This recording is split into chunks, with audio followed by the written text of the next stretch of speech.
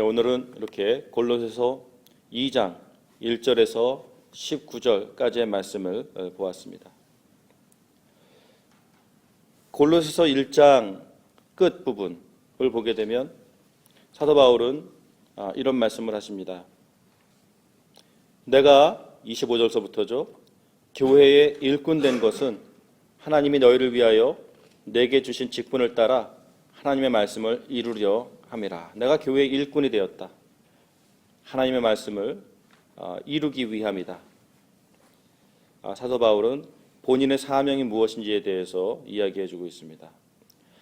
그 사명을 가지고 우리가 그를 전파하여 28절 각 사람을 권하고 모든 지혜로 각 사람을 가르침은 각 사람을 그리스도 안에서 완전한 자로 세우려 하매니 바로 그 목적을 위하여 나도 내 속에서 능력으로 역사하는 이의 역사를 따라 힘을 다하여 수고한다 라고 하면서 자기가 얼마나 애를 쓰고 있는지를 얘기하고 있습니다. 그러면서 이어서 2장 1절에 그래서 내가 너희와 라오디게아에 있는 자들과 무릇 내 육신의 얼굴을 보지 못한 자들을 위하여 얼마나 힘쓰는지를 너희가 알기를 원하노라. 그럼 사도 바울이 지금 무엇을 놓고 힘을 쓰고 있습니까? 무엇을 놓고 수고하고 있습니까? 그리스도의 비밀을 이들에게 잘 가르치고 권하고 그래서 이들을 그리스도 안에 완전한 자로 세우려 하는 그 일을 위하여 지금 사도 바울이 수고를 하고 있고 그 수고를 사람들이 알기를 원한다라고 이야기를 해주고 있습니다. 골로새서 2장 1절에 어떤 말씀이 나옵니까? 너희와 골로새에 있는 성도들과 또 라오디게아에 있는 성도들과 또 더 나아가서 무릇 내 육신의 얼굴을 보지 못한 자들을 위하여 얼마나 힘쓰는지를 너희가 알기를 원한다. 초대교회에 사도 바울이 에베소서를 쓰고 갈라디아서를 쓰고 로마서를 쓰고 골로새서를 쓰고 이런 편지들을 썼을 때에 물론 그 편지를 받아보게 되는 첫 그 대상자들은 골로새서는 골로새에 있는 교회, 그렇죠? 고린도서는 고린도에 있는 교회. 물론 특정 받아보는 대상이 있었지만 초대교회의 이해는 무엇이었냐면 어느 교회든 사도 바울의 서신을 받으면 그 순간부터 다 받아 적어가지고 인근 주변에 있는 성도들에게 쫙 돌렸었습니다. 그래서 어느 특정 지역에만 해당되는 아주 특별한 맞춤형의 편지, 한편으로는 그렇지만 또 그와 동시에 그 모든 그런 특정 교회에 보낸 편지들이 그 특정 교회에만 머물러 있는 것이 아니라 모든 성도들에게 그것이 다 읽혀진 바 되어 모두가 함께 그 내용들을 알고 그 내용들을 통하여 세움을 얻어갔다라는 것입니다. 이것이 참 두 가지 효과가 있습니다.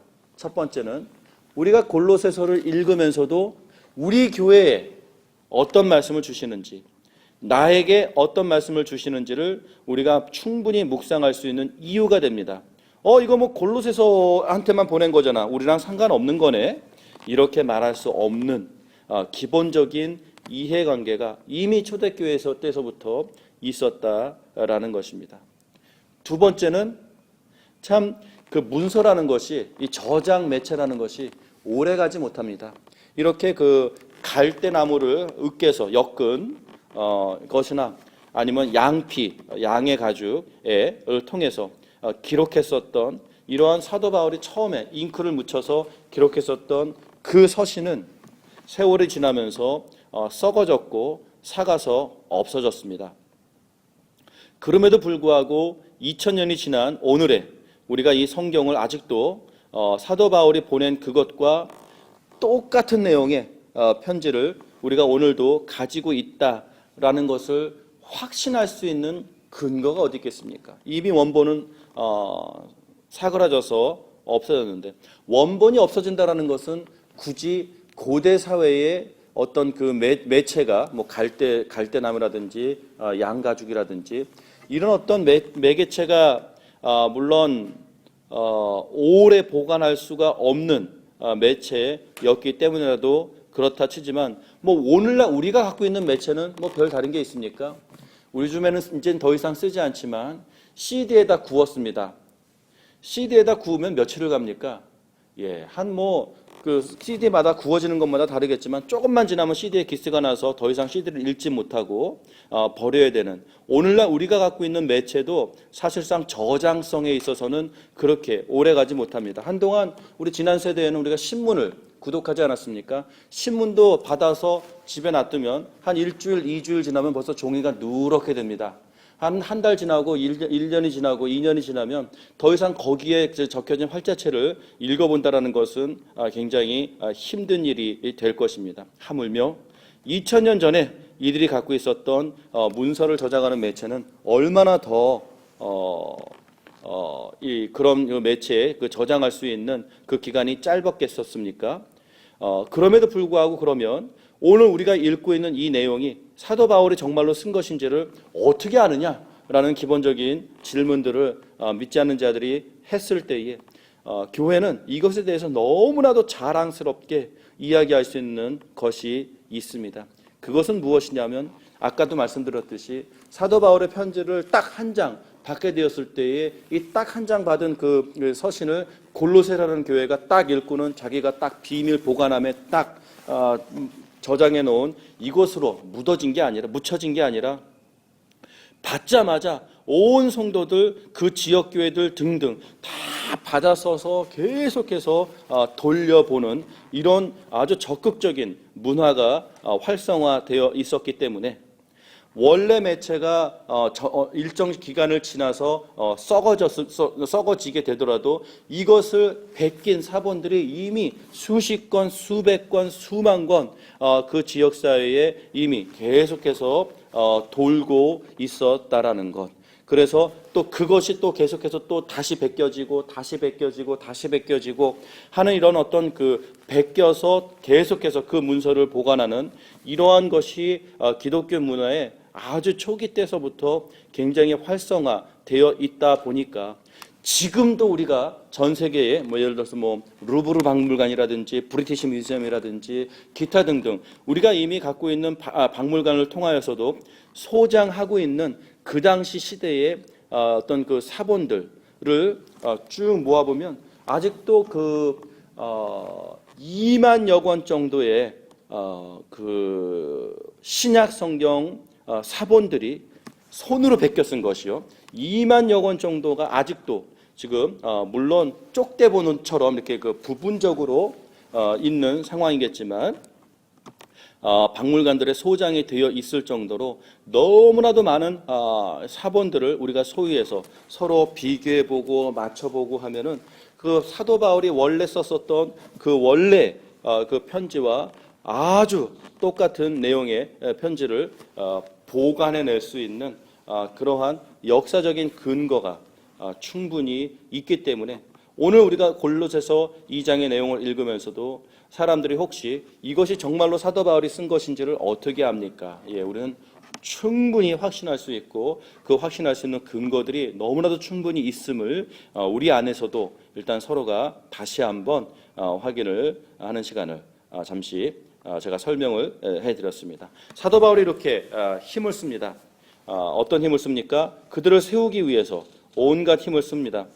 복음 안에서 그들을 가르치고 그 지혜로 사람들을 권하고 그리스도 안에서 온전한 자로 세워가기를 원하는 바로 이것을 위하여 내가 힘을 쓴다라고 얘기하면서 내가 이것에 대해서 얼마나 지금 노력하고 있는지 또 이것을 통하여서 내가 얼마나 많은 고난을 받고 있는지를 너희들이 알기를 원한다라고 하면서 그 이유는 무엇이냐면 그 이유는 그 목적이 있죠. 내가 얼마나 이 대단한 일을 하는지에 대해서 자랑하고 싶어서가 아니라 계속해서 2절에 보게 되니까 그들을 위로하고 그들을 위로하고 그래서 그들이 계속해서 용기를 잃지 않고 계속해서 그리스도 안에서 훈련하고 배우고 서로 사랑 안에서 연합하고 모든 것을 잘 이해해가는 것, 그 목적, 하나님의 비밀인 그리스도를 깨닫게 하려 함이라. 여기 다시 한번 하나로 정리가 됩니다. 그렇습니다. It's all about mystery of God. 하나님의 비밀입니다. 에베소서에서 그렇게 누누이 반복해서 우리가 생각해 보았었던 그것, 골로새서 1장에서도 다시 한번 표현이 되었었던 그것, 하나님의 비밀. 하나님의 비밀은 무엇이라고요?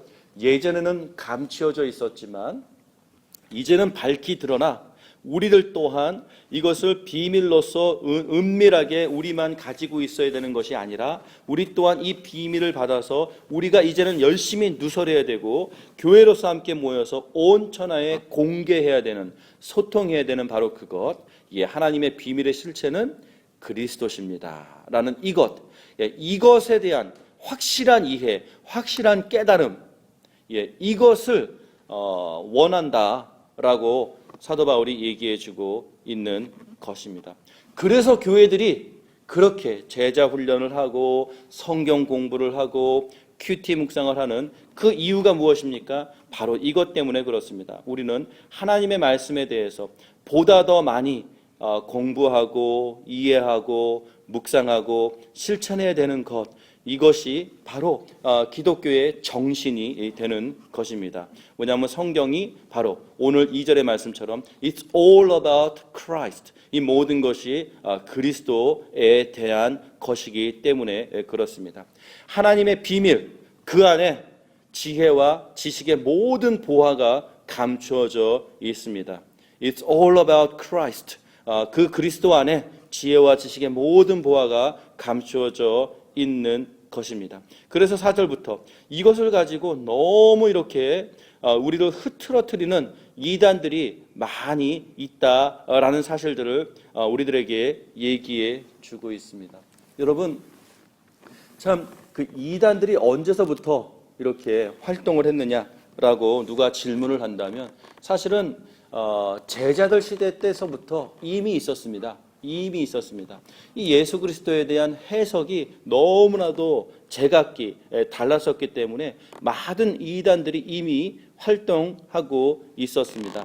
사도 바울이 골로새 교회에게, 빌립보 교회에게, 기타 등등 갈라디아서를 통해서도 보게 되면요, 고린도서를 통해서 보게 되면 사도 바울이 교회를 개척하고 또 그 교회를 떠나서 다른 곳에 가서 교회를 개척하는 동안 사도 바울이 개척한 그 교회에 이단들이 찾아가서 계속해서 사도 바울이 가르쳤던 것들을 변경시키고 사람들을 미혹시키고 혼란을 야기했었던 일들이 이미 사도 바울 시대에도 너무나도 왕성하게 이미 활성화되어 있었던 것들을 보게 됩니다.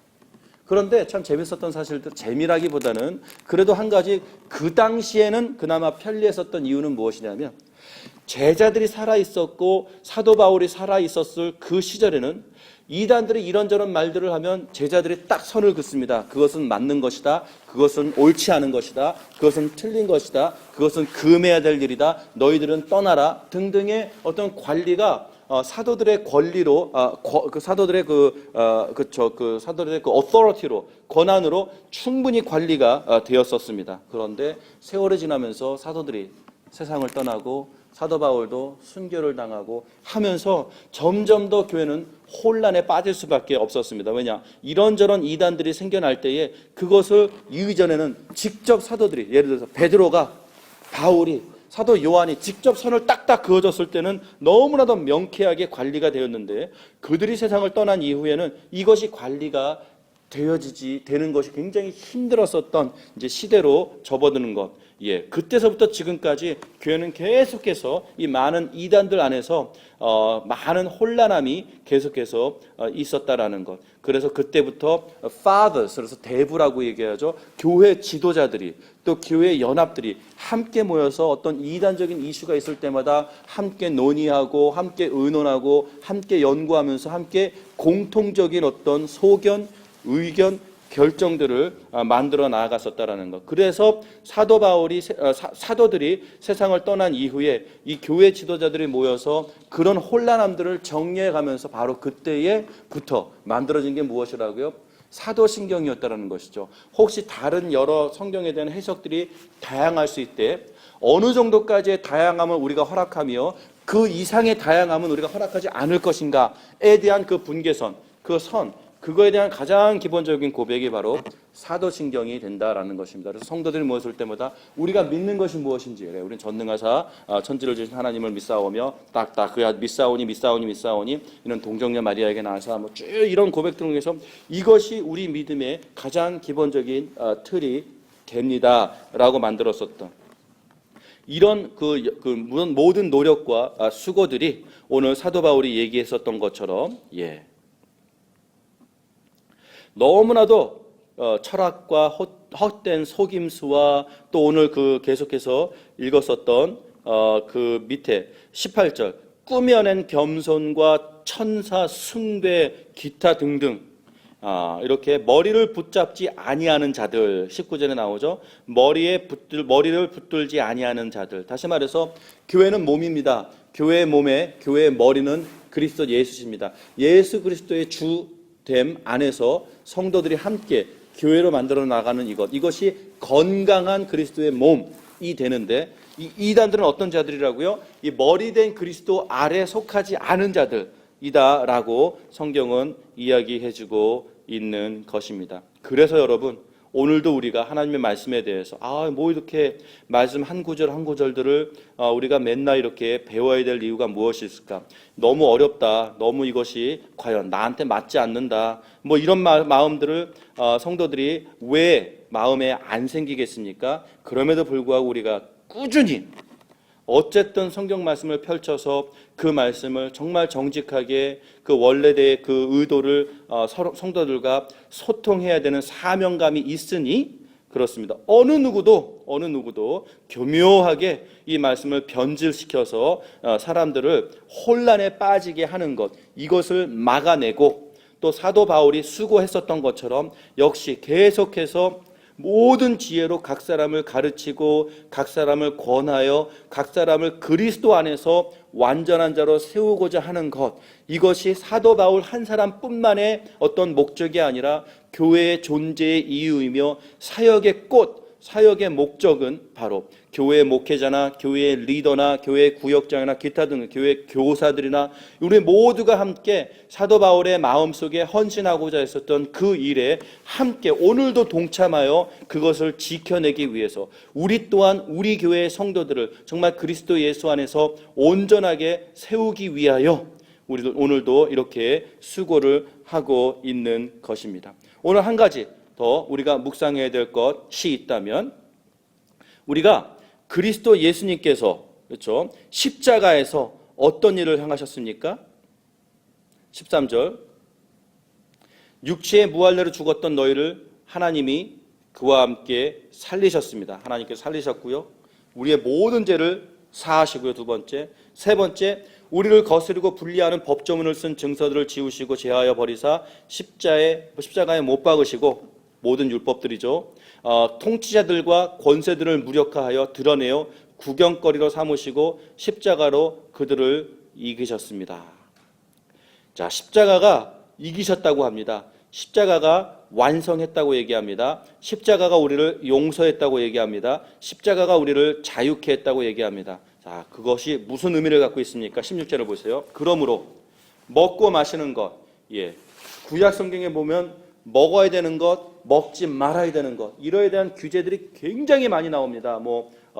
이 되새김질을 하는데 굽이 없으면 먹으면 안 되고, 되새김질도 하고 굽이 굽어졌으면 그건 먹어도 된다라고 하니까 소는 먹어도 되죠. 굽이 굽어져 있고 되새김질을 하니까. 돼지는 먹으면 안 됩니다. 굽이 있지만 되새김질을 안 하니까. 기타 등등 이렇게 먹고 마시는 것에 대한 어떤 금지된 금기사항들이 너무나도 많습니다. 절기들 지켜야 되는 게 얼마나 많습니까? 여기도 나오죠. 초하루나 안식일까지도. 여러분 성경에 안식일을 어기면 돌로 쳐서 죽여야 되는 이게 모세의 율법 아니겠습니까? 그런데 오늘 골로새서에 이런 엄청난 선포를 합니다. 심지어는 안식일까지도 이런 것들을 지키라고 강요하는 이런 것들로 누구든지 너희를 비판하지 못하게 하라. 그것으로부터 자유하다라는 선포를 하고 있는 것입니다. 먹고 마시는 어떤 그런 규칙들로부터 이제는 자유합니다. 절기를 지키는 것들로부터 자유합니다. 초하루나 안식일을 지켜야 되는 이런 율법적인 의무로부터도 자유합니다. 십자가의 승리가 그러한 자유함을 성도들에게 주었다라는 것입니다. 왜 자유합니까? 17절에 그 이유가 있습니다. 그렇습니다. 먹고 마시는 것이 중요했습니다. 먹고 마시지 말아야 되는 것, 그것이 또한 중요했습니다. 절기를 지켜야 되는 것, 안식일을 지켜야 되는 것 굉장히 중요했습니다. 그러나 과거의 일이었습니다. 그것은 그리스도 예수 전의 일이었습니다. 이제 하나님께서 그 비밀을 밝히셨습니다. 그분은 그리스도셨습니다. 그 비밀이 완성이 됐습니다. 십자가에서 완성이 됐다라는 것입니다. 17절에 그것을 얘기합니다. 그것이 장차 오게 될 그 일에 대한 그림자였습니다. 장차 오게 될 그 일이 오기 전까지는 이것을 지켰어야 되만 했습니다. 왜냐? 이것을 지킴으로 인하여 정말 장차 오는 그것을 나도 그것을 내가 동의합니다.